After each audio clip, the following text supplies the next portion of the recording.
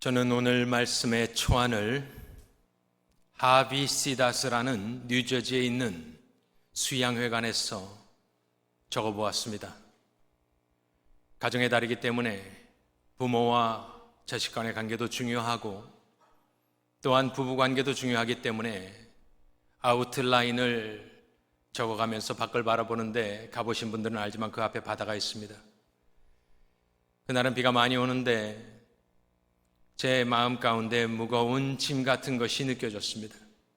왜냐하면 제가 우리 교인들을 아는데 다 이런 부부 생활을 하는 것도 아니고 어려움을 겪는 분들도 계시고 특별히 1부, 2부에는 먼저 사랑하는 이를 천국에 보내신 이들도 많은데 그렇게 마음이 무거웠었습니다.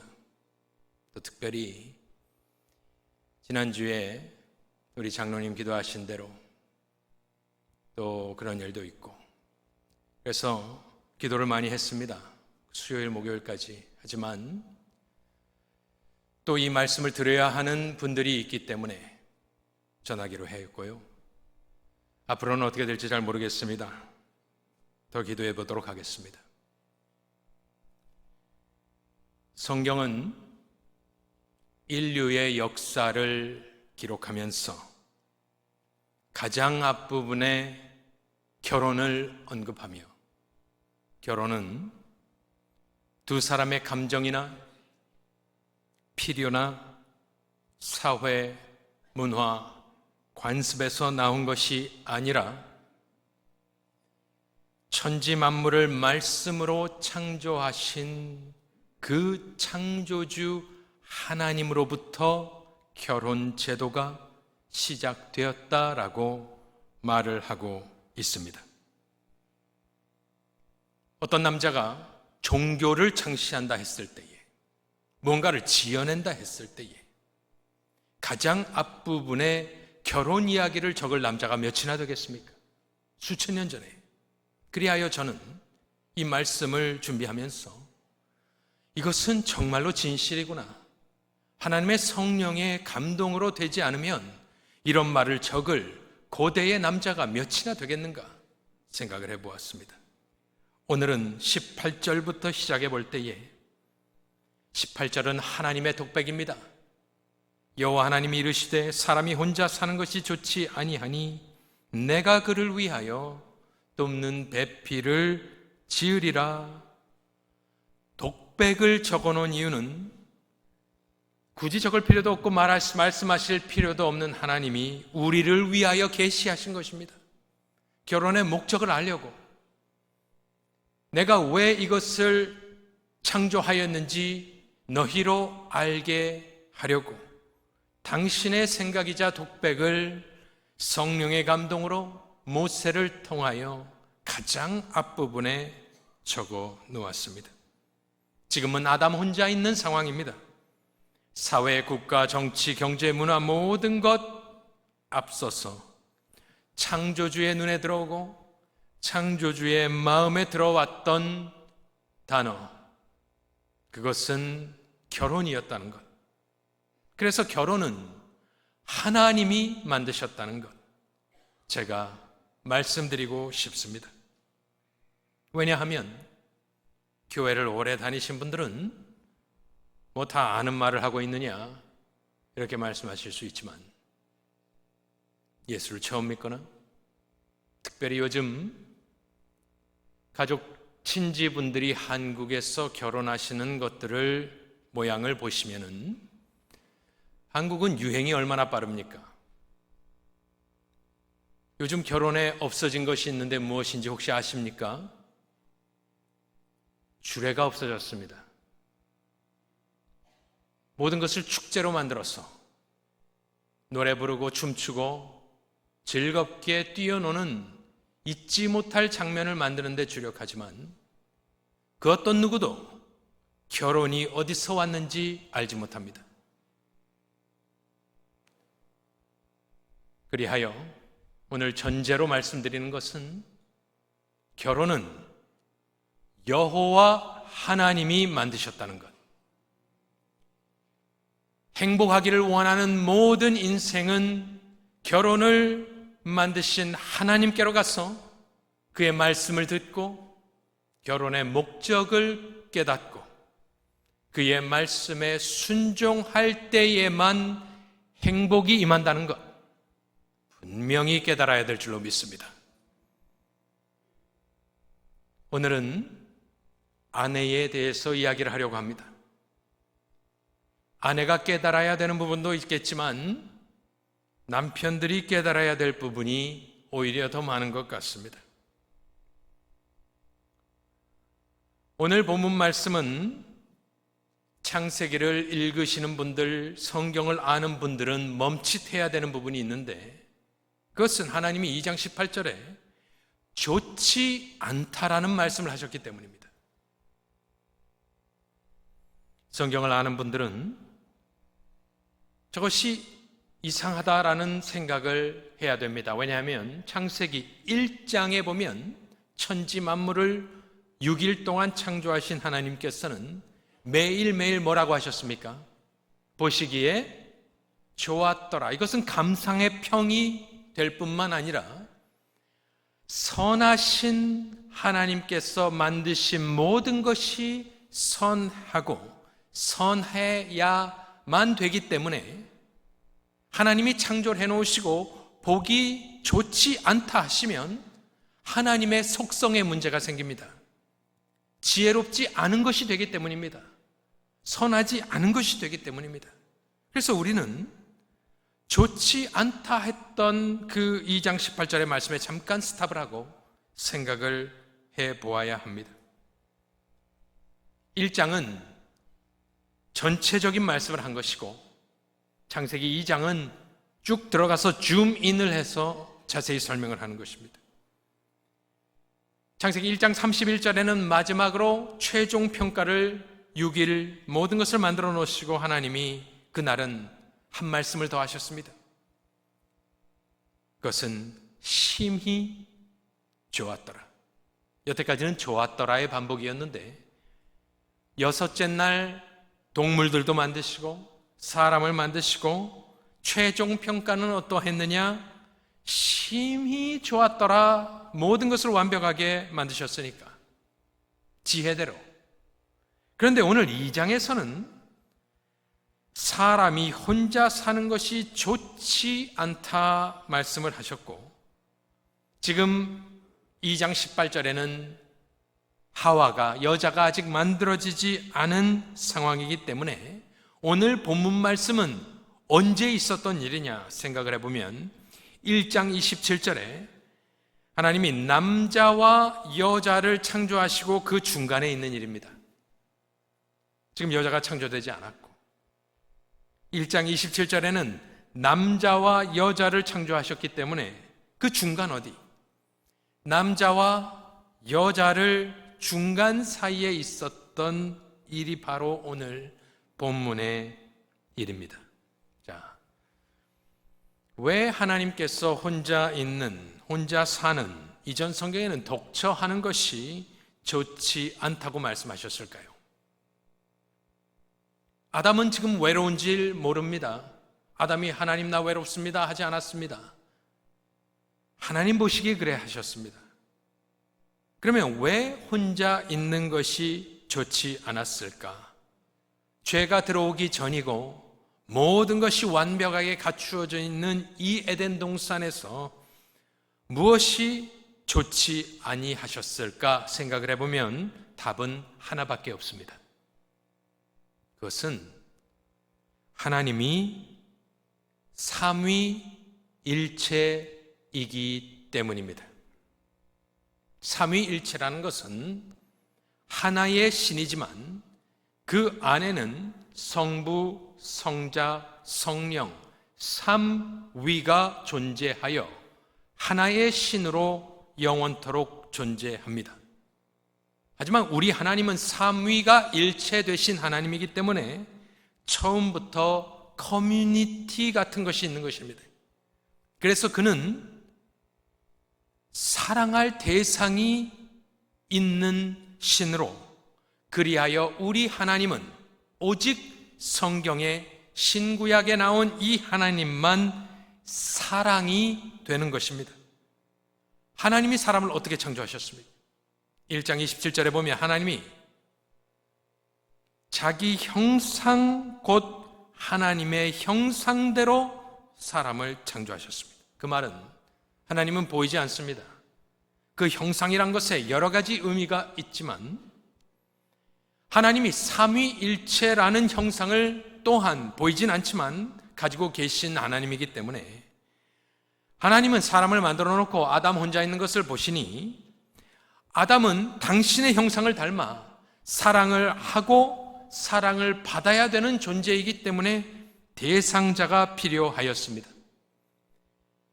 그럴 때에 아담은 하나님을 알아가게 되고 하나님의 성품을 닮아갈 수 있기 때문에 그에게는 사랑의 대상이 필요했습니다.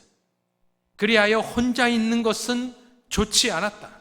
외로워서? 지금 외롭지 않다니까요. 죄가 들어오지 않은 상황입니다.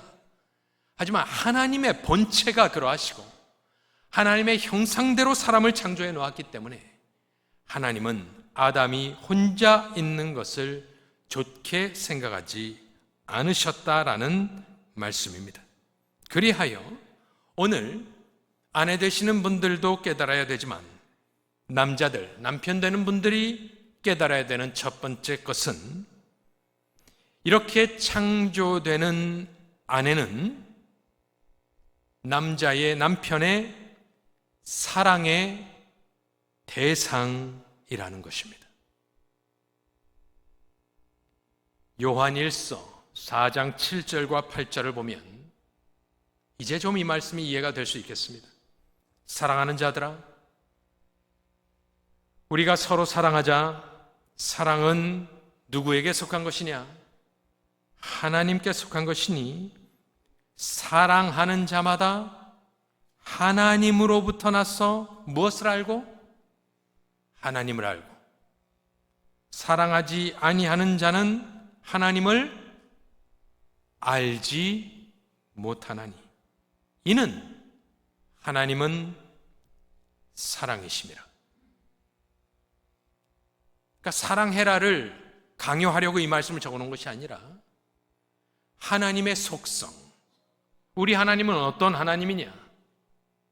삼위가 일체되신 하나님으로 사랑이시고 그리하여 그 하나님을 아는 자, 그 하나님으로부터 나온 자는 그의 형상을 닮아 서로 피차 사랑하는 존재이다.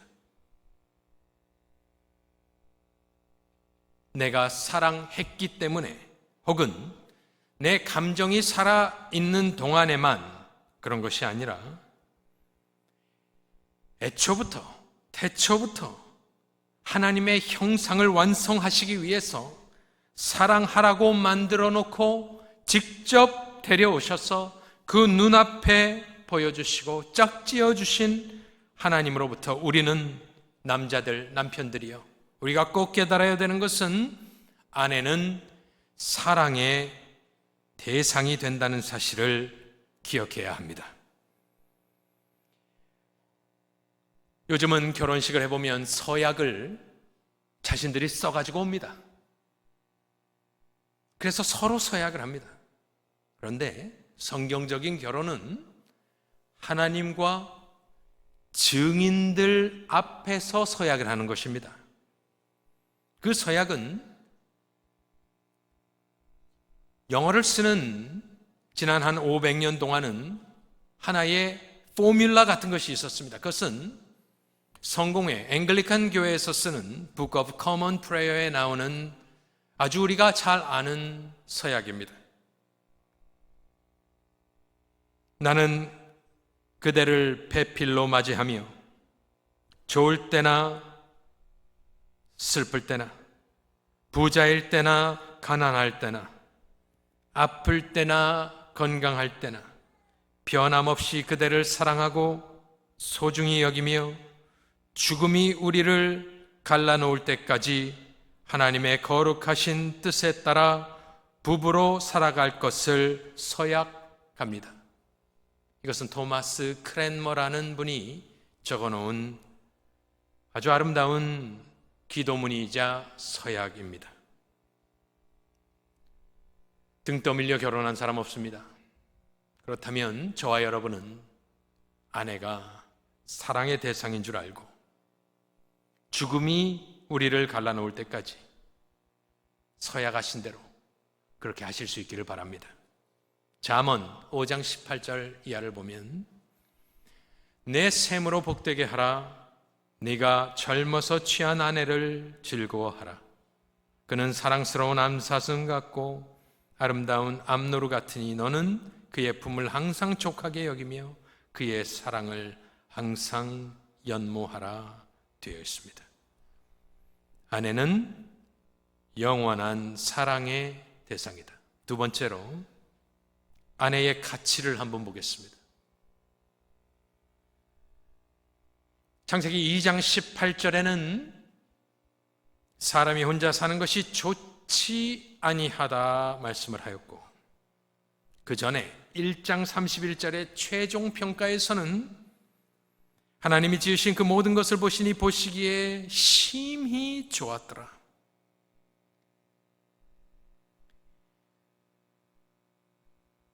지금 이 평가가 바뀌게 된 이유는 딱 한 가지입니다.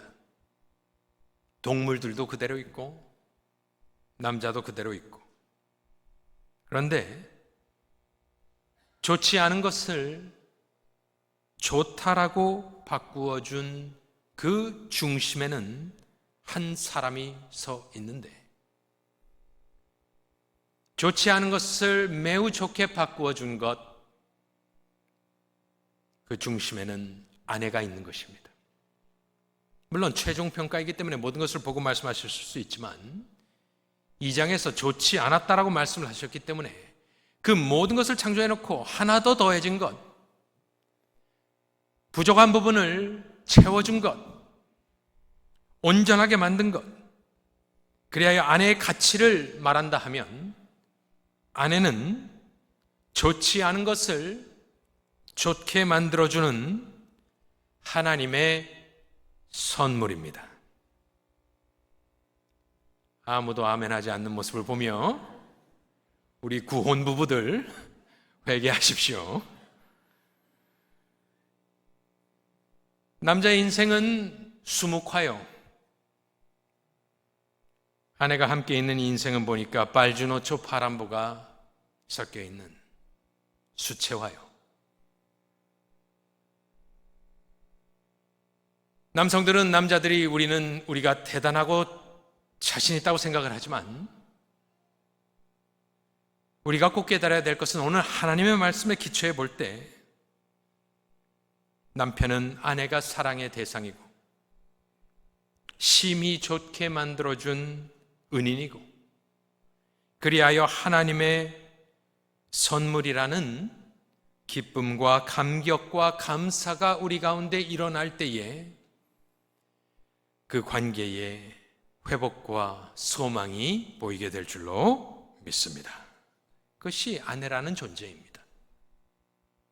사랑할 대상, 그리하여 내 안에 있는 하나님의 형상이 완성되어 가는 것, 그리고 참으로 보잘것없는 우리의 인생에 하나님께서 선물로 주신 것, 아내의 위치를 보겠습니다. 이제는 아내의 위치. 오늘 2장 18절과 20절에는 동일한 단어가 반복되는데 그것은 돕는 배필입니다. 내가 그를 위하여 돕는 배필을 지으리라. 아담이 돕는 배필이 없으므로. 그래서 아내의 위치를 한번 보겠습니다. 이쯤 되면은 많은 여성들은 화가 나기 시작합니다. 아니, 동반자라고 하면 되지. 돕는 배필, 내가 밥 해주고 빨래 해주고 뭐 이런 일 하라고 하나님이 그러면은 나를 창조했다는 말인가? 슬슬 화가 나실 여성분들에게 한번 우리 말씀을 한번 보겠습니다. 돕는 배필이라는 단어를 제가 한번 연구해 보았습니다. 거기에 달려있는 것 아니겠습니까? 돕는이란 말은 조금 이따 하기로 하고 배필이라는 단어를 보니 히브리 말인데 한 번도 듣도 보도 못한 어려운 단어였습니다. 왜냐하면 딱 여기 2번 나오고 안 나오거든요. 구약에 이 말이 없습니다. 사전적인 의미는 영어 사전이니까 카운터파트라는 단어입니다. 카운터파트는 대칭을 이루는 것입니다. 한국에서 국방장관이 나오면 미국에서는 누가 나가야겠습니까?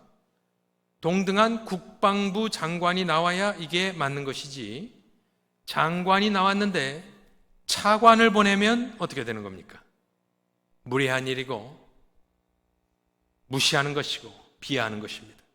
그런데 오늘 여기 나오는 돕는 배필, 한국말로는 배필, 이 한자 사전을 찾아보니까 짝배 짝필입니다. 배필. 근데 보통 우리는 느낌상 배필이라 그러는 것은 그냥 같이 사는 사람, 하나님이 준비해 주셨던 누가 이렇게 같이 동반자, 이런 것인데, 정확한 단어의 뜻은 대칭되는, 동일한 선상에 올려놓고 대신 도움을 주는 그러한 존재가 바로 오늘 이 배필이라는 것으로 번역된 히브리 단어입니다. 여기에는 어디에도 굴종도 없고 비하도 없습니다. 이 컨셉을 잘 설명할 수 있는 것이 무엇이 있을까 생각을 해보았습니다. 남녀가 평등하다, 이런 것은 좀 추상적이고요. 한번 생각해 보시면은 학창 시절에 짝꿍이 있었습니다.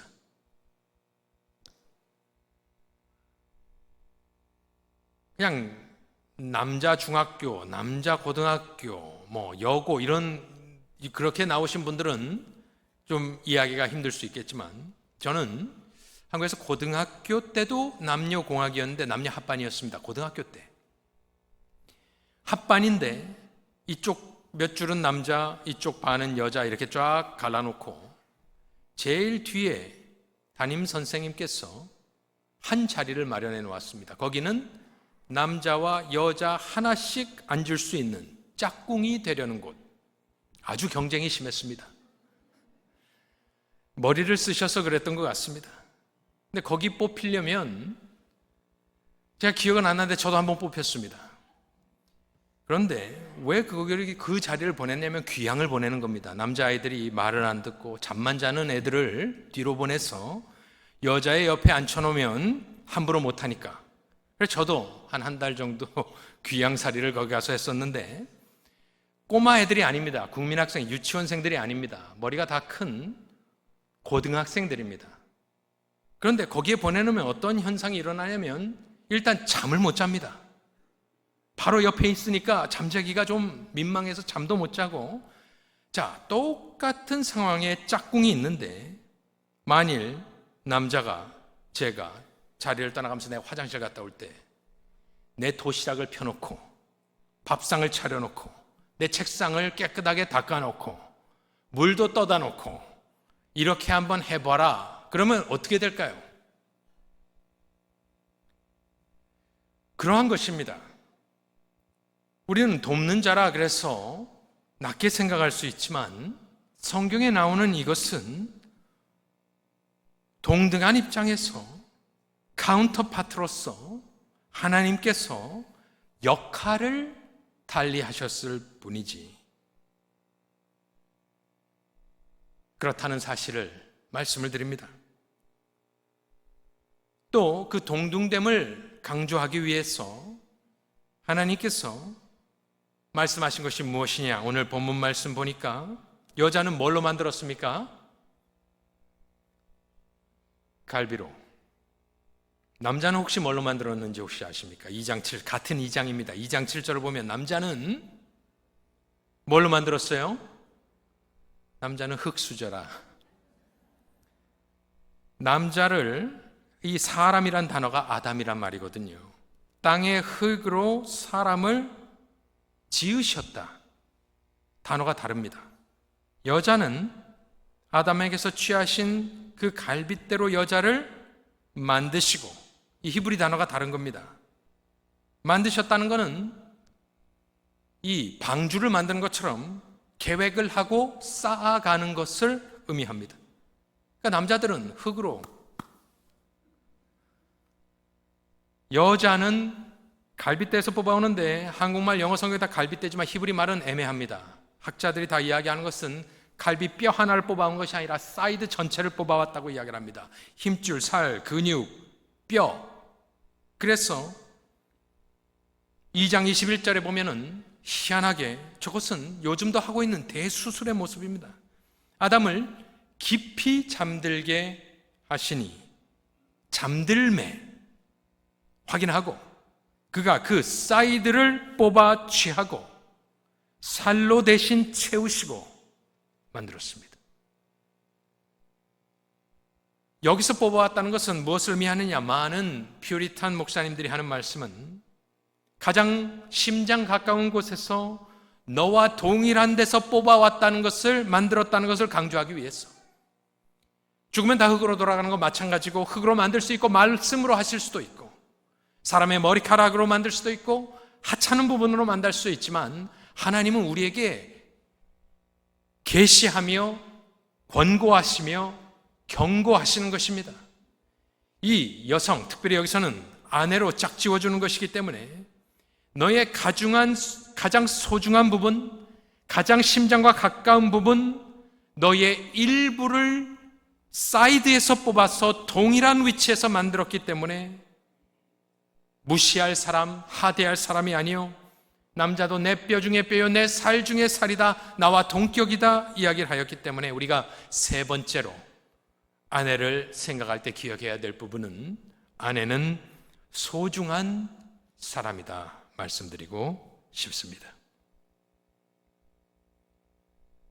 모든 인류가 또한 여기서 나왔기 때문에 인종차별 또한 하나님을 경멸하는 죄악된 행위인 것입니다. 여자가 동격이라는 것을 또한 알려주는 것은 1장 27절에 보면 여자 없이는, 아내 없이는 사람이라는 카테고리가 완성되지 않습니다. 하나님이 사람을 창조하시되 남자와 여자를 창조하셨다. 사람이라는 그 카테고리를 완성하려면 남자와 여자가 같이 있어야 된다. 한번 생각을 해보았습니다. 이 세상에 남자들만 가득 차 있다면 어떡한가? 여러분들 생각해 보셨습니까? 지옥입니다. 남자들만 가득 차 있다. 맨하탄에 수많은 사람들이 지나가는데 남자들 뿐이다. 싸움과 다툼과 그런 것뿐 아니겠습니까? 저는 미국 기숙사 생활을 3년을 했는데 남자 기숙사 생활을 했습니다. 인종도 다른 아이들을 묶어놨는데 그 3년은 참으로 지옥 같은 3년이었습니다. 집에 갔는데 남자들만 있다고 생각해 보십시오. 교회에 왔는데 남자들만 있다고 생각해 보십시오. 그렇습니다. 남자와 여자가 있을 때의 사람이, 카테고리가, 하나님의 형상이 완성되는 것. 여자의 역할을 보겠습니다. 돕는 배필이다. 돕는을 보겠습니다. 이 돕는이란 단어는 에셀이라는 단어로 우리가 잘 아는 단어입니다. 에벤 에셀. 여기 바위를 놓고 여기까지 도우셨다. 그래서 이 도움이란 단어는 하찮은 도움이 아닙니다. 신적 도움을 의미하는 것이 대부분의 단어의 뜻입니다. 시편 30편 10절을 보면 여호와여 들으시고 내게 은혜를 베푸소서, 여호와여 나를 돕는 자가 되소서 하였나이다. 여인, 이 아내를 창조하시고 역할을 분담하셨습니다. 그래서 그 아내의 역할은 돕는 것인데 이 돕는 것은 존귀한 도움을 의미한다는 말씀을 드리고 싶고, 말씀드린 대로 도움을 주는 사람이 높냐, 도움을 받는 사람이 높냐 생각해 보시면 도움을 줄 수 있는 사람이 더 위대한 사람 아니겠습니까? 도움을 주는 위치, 그것은 참으로 존귀한 위치입니다. 그러니까 남자들은 도움이 필요한 존재가 아닌가 생각을 합니다. 그러니까 아내들이 그것을 불쌍히 여겨주실 수 있기를 바랍니다. 남자들은 참 불쌍한 존재구나. 저들은 좀 도움이 필요한, 좀 어리숙한 존재구나. 저도 이렇게 해보니까 그렇습니다. 남자들이, 남자들이라고 말할 필요도 없이, 저만 그런가요? 일단 부엌에 들어가면 눈에 보이질 않습니다. 거기 있다고 이야기를 하는데 아무리 봐도 안 보입니다. 그래서 요즘은 제가 어떻게 하냐면은 우리 딸 아이를 부릅니다. 열어놓고 야 이거 찾아봐라. 그런 존재가 아닌가. 가만히 생각을 해보니까 왜 그렇게 되었는가 생각해보니까 다 해주니까 우리가 스포일되어 있는 것이 아닌가 생각을 합니다. 내가 항상 하면은 무엇이 어디 있는지 다 알 것 같은데 다 해주니까. 그러면 생각한 것이 돕는 존재라는 것은 다 해주는 존재가 아닙니다. 내가 무엇을 할 때 도와주는 존재이지 다 해주는 것은 그것은 아니지 않겠습니까? 그래서 저도 좀 반성을 했습니다.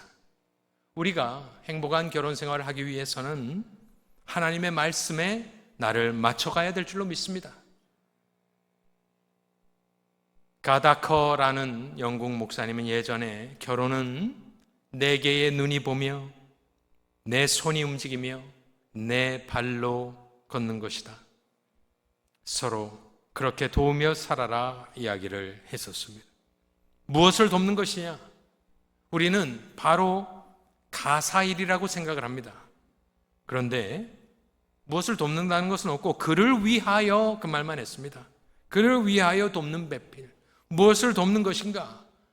전통적으로는 가사일이겠습니다만은 그렇게만 볼 수는 없고 그가 지금 하고 있는 일이 무엇이냐? 지금 이름을 지어주고 있습니다. 우리가 봤을 때는 참 재밌고 우습게 생각할 수 있지만 하나님은 그에게 잡을 주셨습니다.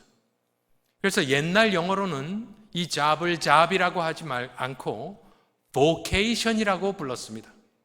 vocation은 그 안에 vocatio라는 말이 있어 부르심, 소명이란 단어를 쓰기 위하여. 그리하여 아내들은 남편이 하나님의 부르심에 순종하여 그 길을 갈 때에 그의 소명을 돕는 자가 아내인 줄로 믿습니다. 하나님이 하라 하신 일. 그래서 도움을 받고 같이 서로 도와 하나님이 부르신 그 부르심의 일을 쫓아가며 특별히 하나님의 사업에 동참하며 하나님을 섬기는 일에 동역하는 것이 부부의 관계인 줄로 생각을 합니다.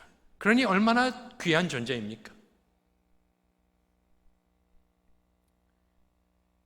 마지막으로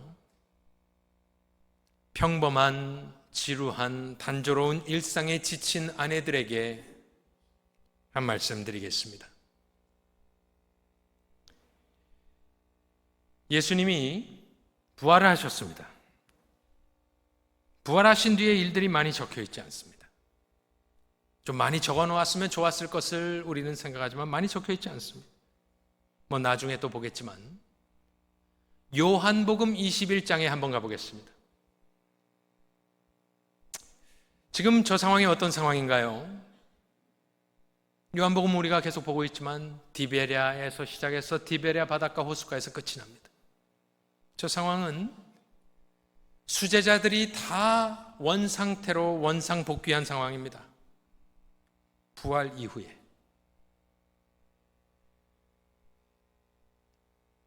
사절을 보니까 날이 새어갈 때에 새벽 미명입니다. 예수께서 바닷가에 서셨으나 제자들이 예수인 줄 알지 못하는지라. 5절에 예수께서 이르시되 얘들아 너희에게 고기가 있느냐? 대답하되 없나이다. 이르시되 그물을 배 오른편에 던지라. 그리하면 잡으리라. 지금 무슨 상황입니까? 배신자들, 낙오자들입니다. 3년을 쫓아다니고 다 포기하고 때려치고 다시 자신들의 고향으로 돌아가 옛날 사업을 다시 하고 있는 이들에게 예수님, 저와 여러분 같으면 어떻게 하겠습니까? 옛날 한국 사람들은 엎드려 뻗쳐 했을 것입니다. 너희들은 맞아야 정신을 차리겠다. 예수님이 물고기 대화는 돌려 말을 하는 겁니다. 집합 어디 있었어? 직선적으로 이야기하는 사람들, 하나님의 예수님의 지혜를 배우시기 바랍니다. 물고기 이야기를 합니다. 그리고 나서 9절에 보면 육지에 올라와 보니 숯불이 있는데 그 위에 생선이 놓였고 떡도 있더라. 10절에 예수께서 이르시되 지금 잡은 생선을 좀 가져오라 하시니 12절에 예수께서 이르시되 와서 조반을 먹으라 하시니 감히 묻는 자가 없더라. 13절에 예수께서 가셔서 떡을 가져다가 그들에게 주시고 생선도 그와 같이 하시니라. 지금 부활하신 만왕의 왕이 디베랴 바닷가에서 브렉퍼스트 차리고 있는 것입니다. 에셀, 하나님의 도심으로 우리를 구원하시는 능력의 신이요 인간이신 예수님이 우리는 하찮게 여기고 지겹게 여기는 이 일을 함으로 어떠한 결과가 왔느냐? 만일 예수님께서 이때 찾아가지 아니하셨더라면 베드로도 없고 요한도 없는데 그 상막한 남자들 사이에서 마치 이 여자의 역할을 하시듯, 오늘 이 본문에 나오는 여자의 역할을 하시듯 손수 창조주가 조반을 차려 떡과 물고기를 구워 먹으러 오라 했는데 무서워서 가까이 가지도 못하는 인생들에게 직접 떡을 나르고 물고기를 나눠주시며 완곡히 말씀하시고 베드로를 향하여 네가 나를 사랑하느냐 이러한 에둘러 말씀하심으로 지치고 낙심낭망하여 다 포기한 이 남정네들을 예수께서는 어루만주시고 회복시키시고 그들은 주의 사역을 감당한 기둥과도 같은 교회의 귀한 일꾼들이 되었던 것을 보며 남자도 여자도 그렇게 섬길 수 있는 사람이 있음에 감사하고 예수님도 그렇게 하셨음을 기억하며 지루한 일상이 언젠가는 죽음이 가까웠을 때 아쉬운 날이 될 것을 기억하며 매일매일을 구박하지 말고 소리 지르지 말고 윽박하지 말고 사실 수 있기를 바랍니다. 지난 장례식에 원로 목사님께서 오셔서 얼마나 귀한 은혜의 말씀을 끼쳐 주셨습니까? 그러면서 많은 이들을 그때 은혜 받고 눈물 흘리게 한 그 목사님의 말씀이 있었습니다. 아마 많은 이들이 깨달을 수 있겠습니다. 우리 안 장로님 그것을 통하여 오늘 하루 산 건 내일이 개런티 된 것이었구나 깨달으면서 우리 원로 목사님께서 이제 자기 전에 아내에게 사모님께 이렇게 인사한다고 하셨습니다. 행복했습니다. 고맙습니다. 참 그렇게 우리가 저녁마다 인사할 수 있으면 그것이 얼마나 아름다운 관계이겠습니까? 남자들이요, 우리는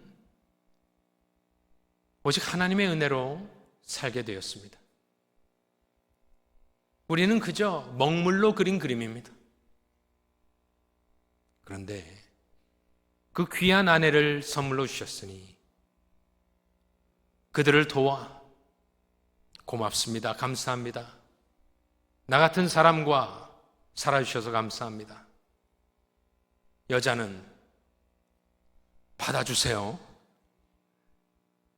그리고 섬김의 기쁨이 있고 감사가 있고, 그래서 결혼은 에베소서 5장에 교회와 예수의 관계를 너희가 깨닫고 살라 하여 주신 하나님의 선물입니다.